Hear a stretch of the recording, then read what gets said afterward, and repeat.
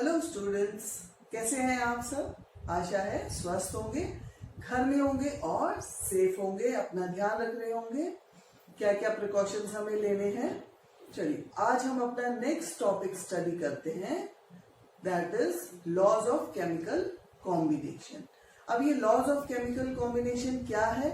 जैसा कि हमें पता है कि जब रिएक्टेंट्स रिएक्ट करके प्रोडक्ट्स फॉर्म करते हैं, means during a chemical reaction reactants react कर रहे हैं आपस में और प्रोडक्ट फॉर्म कर रहे हैं, तो ये जो रिएक्टेंट्स का प्रोडक्ट में कन्वर्ट होना, that is governed by certain laws, और उन लॉज को हम कह रहे हैं लॉज ऑफ केमिकल कॉम्बिनेशन। अब देखते हैं आपके 9th तक के लेवल में कौन कौन से लॉज ऑफ केमिकल कॉम्बिनेशन आते हैं, तो आइए उनको हम स्टडी करते हैं।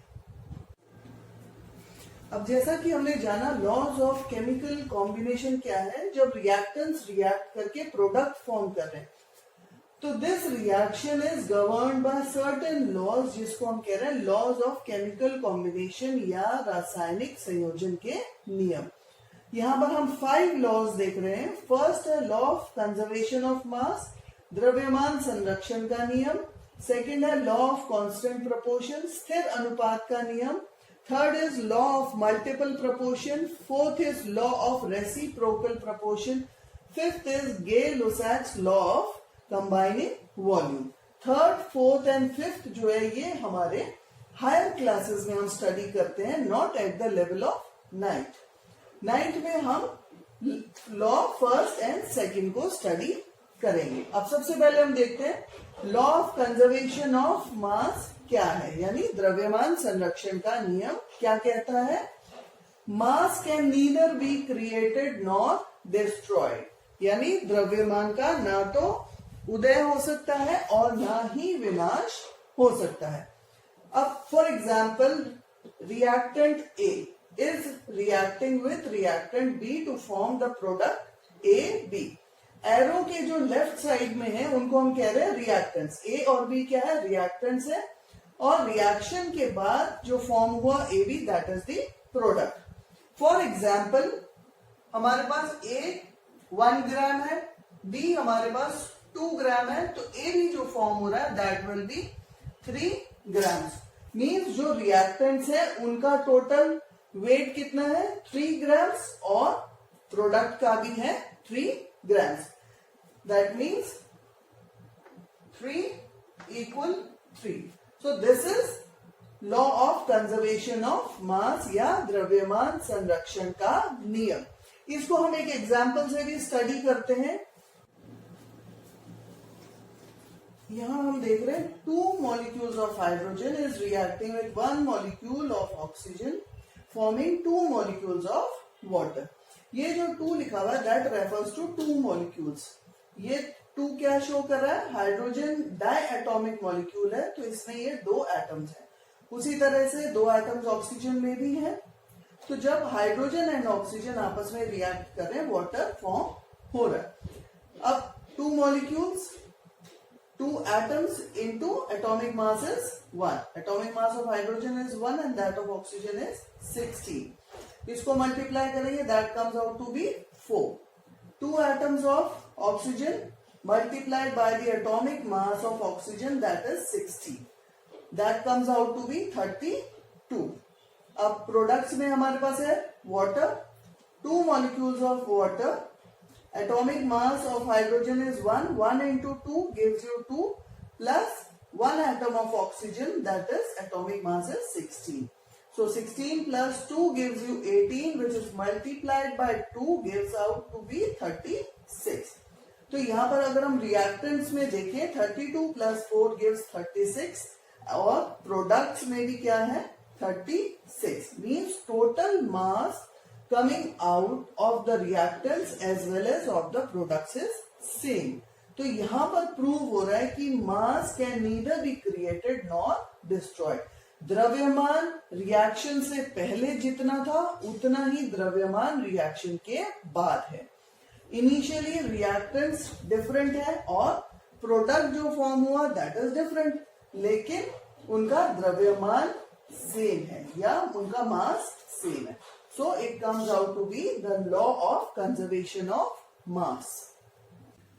सेकेंड लॉ हमारा है that is law of constant proportion, यानी स्थिर अनुपात का नियम। अब ये नियम क्या कहता है?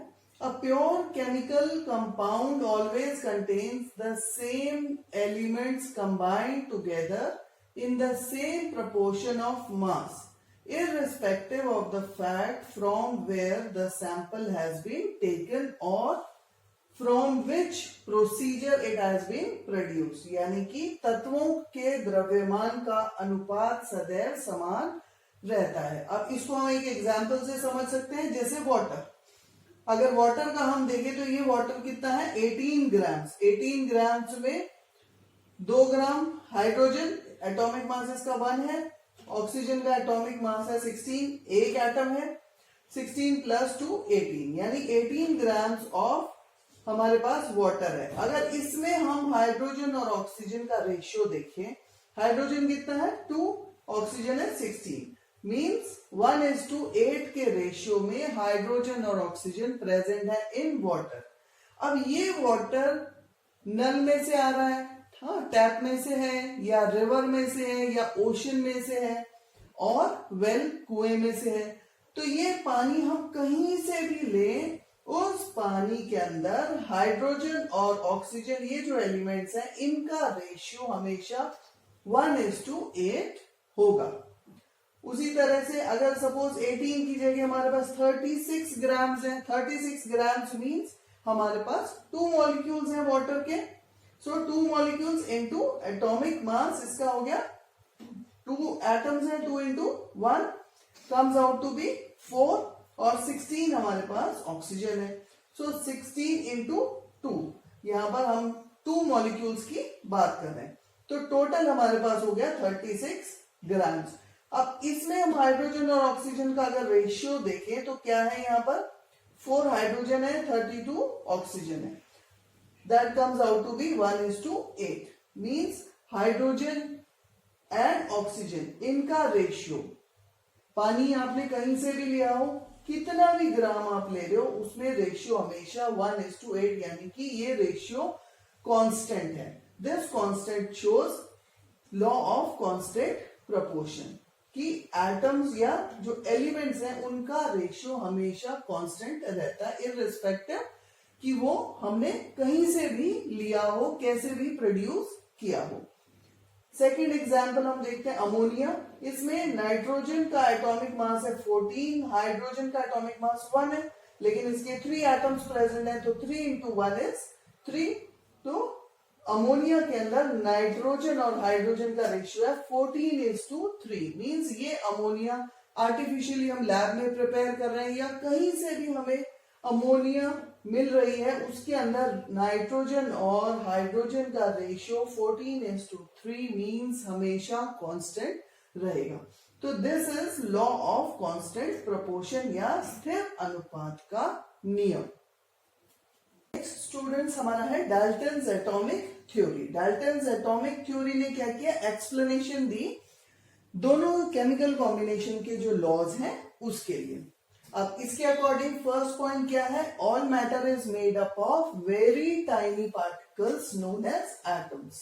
एटम्स क्या है? मैटर का सबसे स्मॉलेस्ट पार्टिकल।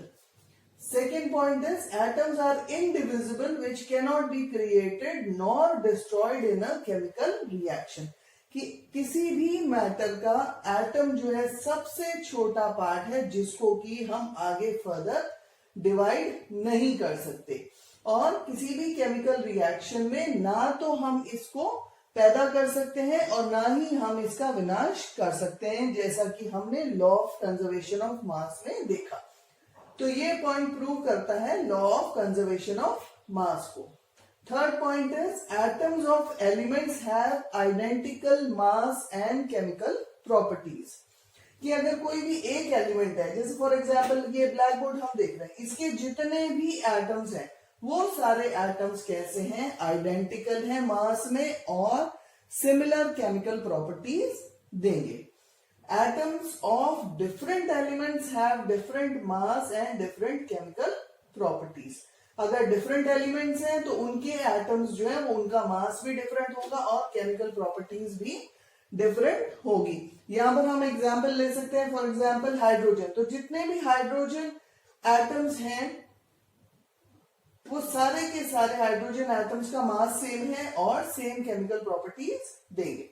उसी तरह से अगर हम यहाँ पर बात करें कि यहाँ पर हमने हाइड्रोजन की बात की, यहाँ हम ऑक्सीजन, क्लोरीन, कोई भी दूसरा एलिमेंट ले सकते हैं, तो उसकी प्रॉपर्टीज हाइड्रोजन की प्रॉपर्टीज से डिफरेंट होंगी। Fifth point is atoms combine in a ratio of small whole numbers to form a compounds. यहां पर प्रूव हो रहा है हमारा law of constant proportion. Law of constant proportion में हमने एग्जांपल देखा था वाटर का, जिसमें हाइड्रोजन और ऑक्सीजन कंबाइन हो रहे थे इन अ रेशियो 1:8। तो ये जो रेशियो है वो क्या है, स्मॉल होल नंबर्स में है, और ये रेशियो पर्टिकुलर एलिमेंट्स जो एक कंपाउंड फॉर्म करें उसमें स्टेबल या उसके अंदर जो है सेम होता है। तो यहां पर हमारा लॉ ऑफ कांस्टेंट प्रोपोर्शन जो है वो वेरीफाई होता है। तो ये हमारे डाल्टन्स एटॉमिक थ्योरी के 5 पोस्टुलेट्स हैं। होप स्टूडेंट्स आपको ये दोनों लॉज ऑफ केमिकल कॉम्बिनेशन समझ में आ गए होंगे। और अभी तक अगर आपने मेरे चैनल को सब्सक्राइब नहीं किया है तो मेरे चैनल को सब्सक्राइब करें। And thank you for watching this video.